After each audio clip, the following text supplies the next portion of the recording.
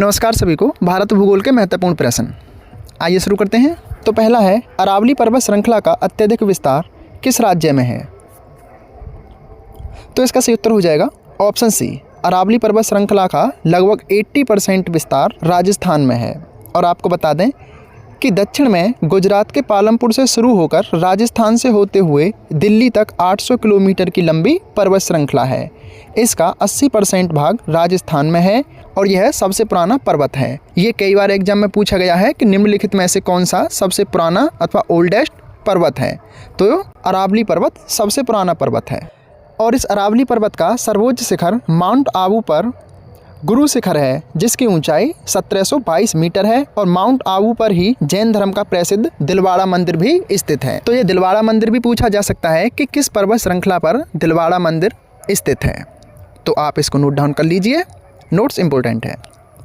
तो नेक्स्ट है, किन दो पर्वत श्रेणियों के बीच नर्मदा भ्रंश घाटी है? तो इसका सही उत्तर हो जाएगा ऑप्शन बी, विंध्याचल और सतपुड़ा पर्वत श्रेणियों के बीच नर्मदा नदी है। और सतपुड़ा पर्वत श्रेणी के नीचे ताप्ती नदी बहती है। और ये नर्मदा और ताप्ती नदी दो ऐसी नदियां हैं जो कि भ्रंश घाटी से होकर के बहती हैं और ये बंगाल की खाड़ी की जगह अरब सागर में जाकर के गिरती हैं। तो इम्पोर्टेंट क्वेश्चन बनता है कि भ्रंश घाटी से बहने वाली कौन सी नदियां हैं? तो ये नर्मदा और ताप्ती। आप चाहें तो नोट डाउन कर सकते हैं, इम्पोर्टेंट है। नेक्स्ट है, हिमालय की तलहटी श्रृंखला को किस नाम से जाना जाता है?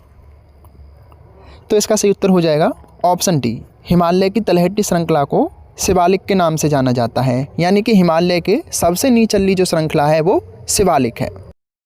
नेक्स्ट है, कार्डेमम की पहाड़ियाँ कहाँ स्थित है? आंसर दीजिए। तो इसका सही उत्तर हो जाएगा ऑप्शन ए, कार्डेमम की पहाड़ियाँ दक्षिण भारत में यानी कि केरल में स्थित हैं। और ये आपकी इलायची की पहाड़ियाँ भी दक्षिण भारत में स्थित हैं, इम्पोर्टेंट है। नेक्स्ट है, हिमालय पर्वत निम्नलिखित में से किस प्रकार का पर्वत है? ऑप्शन देकर आंसर दीजिए। तो इसका सही उत्तर हो जाएगा ऑप्शन सी, हिमालय पर्वत एक नवीन वलित पर्वत है। वलित यानी कि मोरदार पर्वत। और इसके कुछ एग्जाम्पल हैं जैसे कि हिमालय, रॉकी, एंडीज, ये सारे के सारे आपके वलित पर्वत हैं। नेक्स्ट है, छोटा नागपुर पठार की सबसे ऊंची चोटी कौन सी है? आंसर दीजिए। तो इसका सही उत्तर हो जाएगा ऑप्शन ए, पारसनाथ। और आपके लिए क्वेश्चन है कि पारसनाथ की ऊंचाई कितनी है और यह किस राज्य में स्थित है? अगर आपको आंसर पता है तो बता दीजिए। नेक्स्ट है, तीस्ता और देहांग नदियों के बीच आने वाले हिमालय को किस नाम से जाना जाता है? तो इसका सही उत्तर हो जाएगा ऑप्शन ए, असम। और आपके लिए क्वेश्चन है कि कुमाऊं हिमालय किन दो नदियों के बीच आता है? ये क्वेश्चन हमने पिछली वीडियो में बताया था। अगर आपने वो वीडियो देखी होगी तो आपको आंसर पता होगा।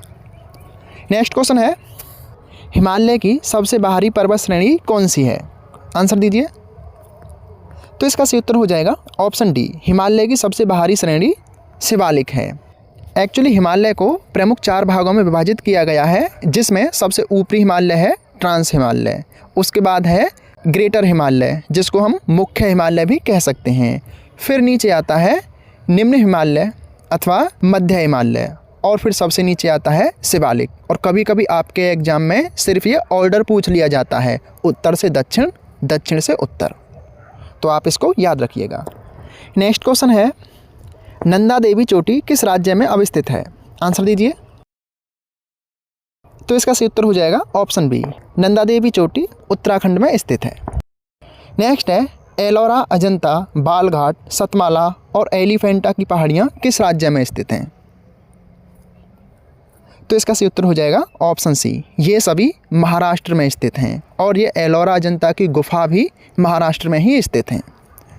तो ये कुछ आपके भारत भूगोल से महत्वपूर्ण प्रश्न थे। इससे पिछले प्रश्न आपको हमारे यूट्यूब चैनल शिक्षा मेरी दोस्त पर मिल जाएंगे, आप जा करके पढ़िए।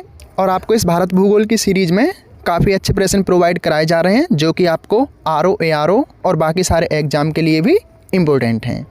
और इसके साथ में भारतीय संविधान यानी राजनीति के भी इम्पोर्टेंट क्वेश्चन आपको प्रोवाइड कराए जा रहे हैं। तो आप अच्छे से पढ़िए, अच्छी तैयारी कीजिए। किसी नोट्स पीडीएफ फाइल की आवश्यकता है तो आप हमें बता दीजिए, हम आपको टेलीग्राम ग्रुप पर या व्हाट्सएप ग्रुप पर प्रोवाइड करा देंगे।